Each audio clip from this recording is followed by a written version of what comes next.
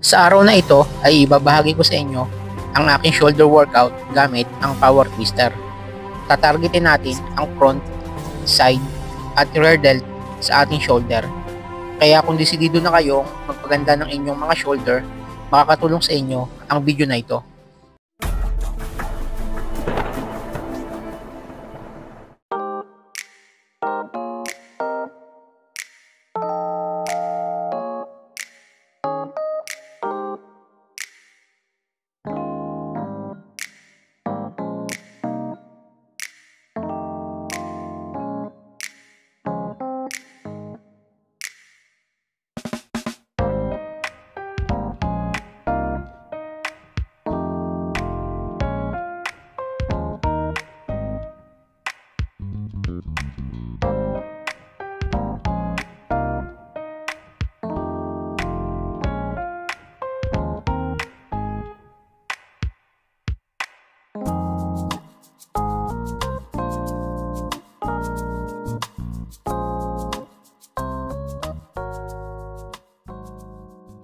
Ayan, kamusta mga kajobos at welcome back muli sa ating channel. At ngayong araw ay ito yung aking program na gagawin para sa araw na to.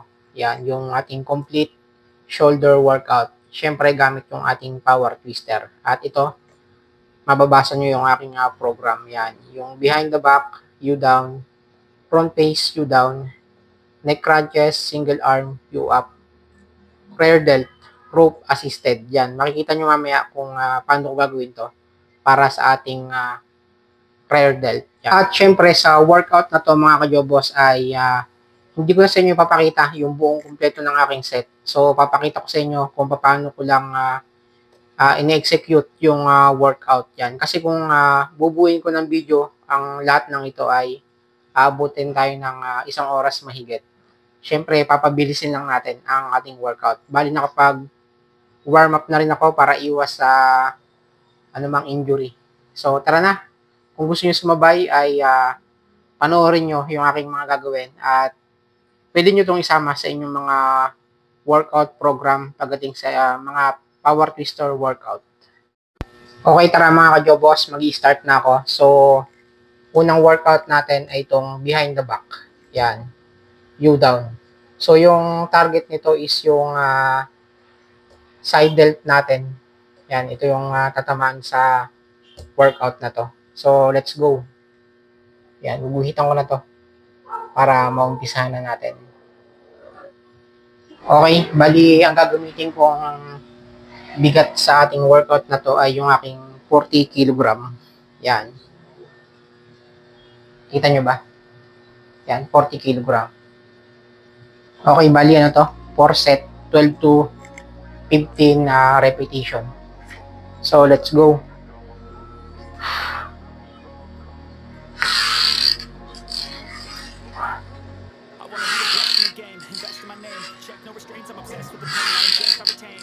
Change, possessed by the thought I'll be free one day from society's restraints, money, clout, and fame, a disease, a plague. We all love to hate, have to play the game, have to make a name. All our insecurities are on display. This is war with the enemy. Think that it was meant to be. Living in a time where disease is on every screen. Won't let them fester me. I'm no most of festering. Negativity is a plague for the mentally weak. No more. Okay, bali mga kajobos, sa proper form ng behind the back workout gamit ang power twister ay kailangan naka-straight yung back natin. Yan, naka-straight na ganyan. Yan, tapos palikod yung pagpiga natin. Yan. And then make sure na dapat dahan-dahan yung pagbitaw ng pwersa ng power twister. Huwag nyong bibitawan yung negative. Yan, huwag ganyan. O kaya ganito. Yan. Huwag ganyan. Kailangan ay dahan-dahan. Yan. Yan yung proper form at saka execution ng behind the back workout gamit ang power twister. Okay, bali natapos na ako sa behind the back, you down.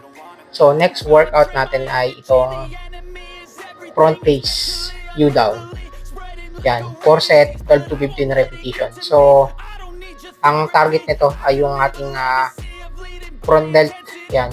Yan yung tinatamaan sa workout na yan. So tara na, ipapakita ko sa inyo kung paano ko ginagawa yung workout na to.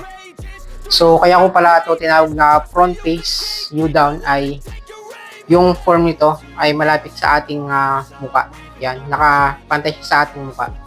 And then, ipipress natin pataas. Kailangan nakapantay siya, nakalevel siya sa face natin. Gaya nito. Yan.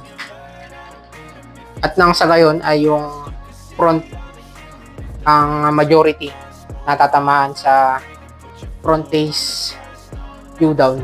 Gaya nito.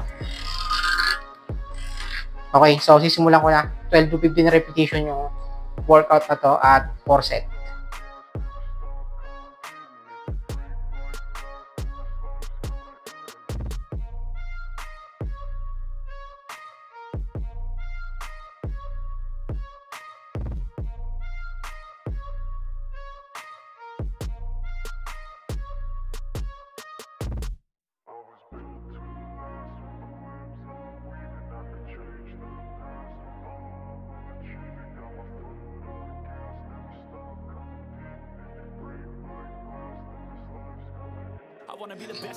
Bali pala mga kajobos, may isang technique pa akong ginagawa para sa ating front face U down.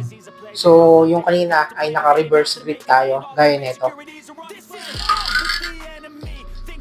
Yan, naka-reverse yung ating hawak. So yung isang technique na ginagawa ko ay naka-neutral naman. Yan. Pero yung pagpiga natin ay ganun pa rin. Paharap pa rin gaya nito. Yan. Talagang sapul-sapul nito yung ating front delt. Pagka sa naka-neutral grip tayo, gaya nito. Yan. So, syempre sa mga baguhan, pagka nahihirapan, ay okay na yung naka-reverse grip. Kasi minsan ay sumasakit yung shoulder natin. Yan. Sa mga hindi pa sanay, pero sa kagaya ko sanay na, ay ginagawa ko na yun, yung naka-neutral grip. Yan. Yan yung isa sa technique na ginagawa ko pagdating sa power pistol workout para sa front delt. Okay, bali tapos na tayo dito sa front face U down. So, pang third workout natin ay neck crunches. So, nakikita nyo na to sa mga video ko. 4 set, and then 15 repetition. So, kanina, ang ginamit ko sa dalawang to ay 40 kg. Sa neck crunches naman, ang aking gagamitin dito ay yung aking 50 kg na power twister. So, 4 set, 15 repetition. Let's go. Okay, kukunin natin yung 50 kg. Ito na, mga kajobos. Yung aking 50 kg. Okay, sa neck crunches mga kajobos, ganito yung form na ginagawa ko. Siyempre, naka-straight back pa rin tayo. Tapos yung power twister ay nakalagay sa ating batok. Yan, sa batok nakalagay. So, ganito yung form niya. And then yung execution ay paharap yung pagbalik. Yan, so tara, 15 repetition.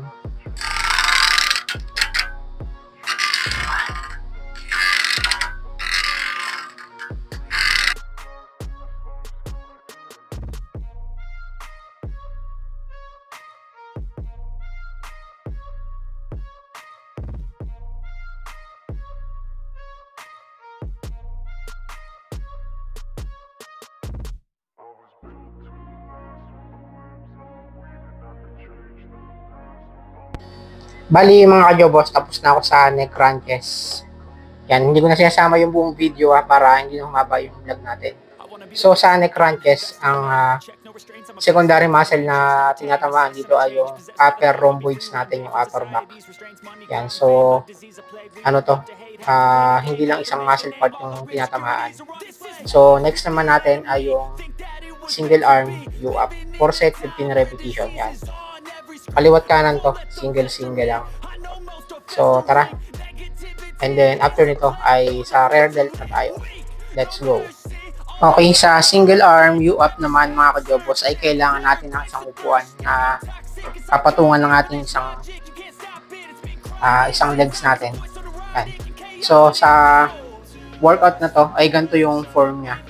And then sa execution naman ay ganito. Yan.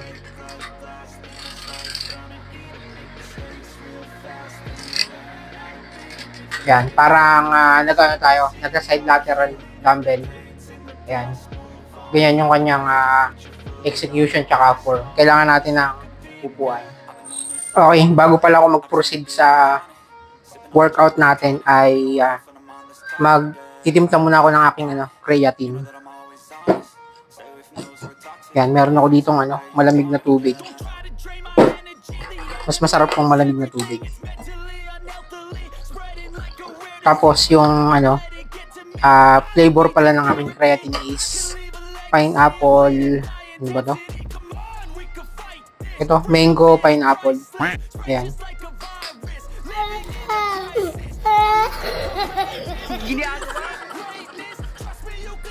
Timpla muna tayo ng isang scoop para solid yung workout natin. Ayan.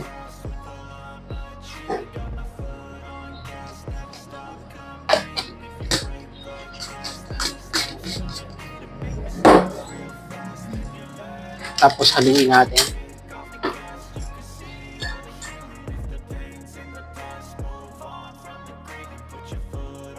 Okay, bali ating inumin na to para loaded agad yung muscle natin.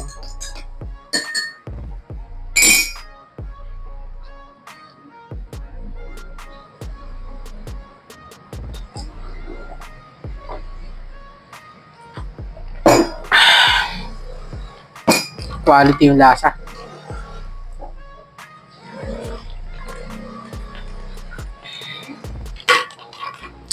Okay. Proceed na tayo sa ating workout.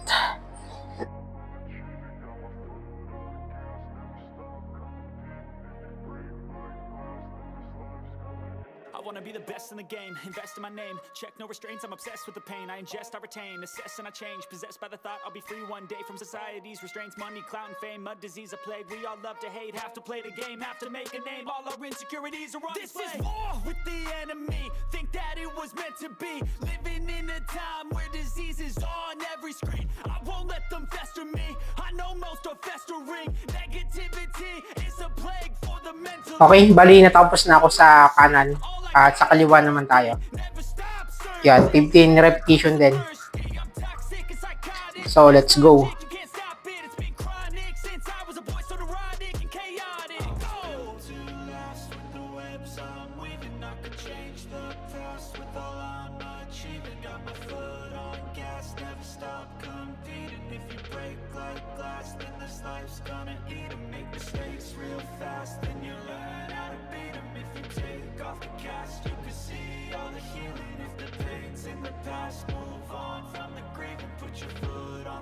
At yun na nga, natapos na ako dito sa single arm U-up. 4 set, 15 repetition. Ito na yung ating pinakang panghuling workout para sa araw na to. Para sa ating rear delt. Yan. 3 set lang to, 15 to 20 repetition. At yung sinasabi ko sa inyong tali ay ito yon, rope assisted. Yan. Kung may mga tali kayong matibay sa inyo, yan, kung may mga tali kayong matibay sa inyo ay pwede na. So ito yung aking gagamitin para sa rear delt. Yan, so panoorin nyo to para makita nyo rin yung ginagawa kong technique. So tara na, let's go.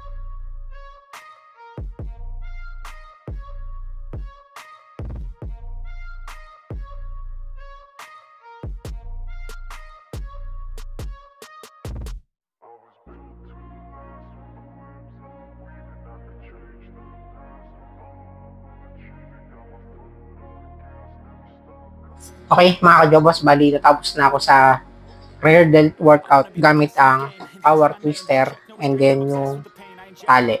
Pero kung meron naman kayong dumbbell or mabigat na bagay sa inyong mga bahay, ay all goods na yun.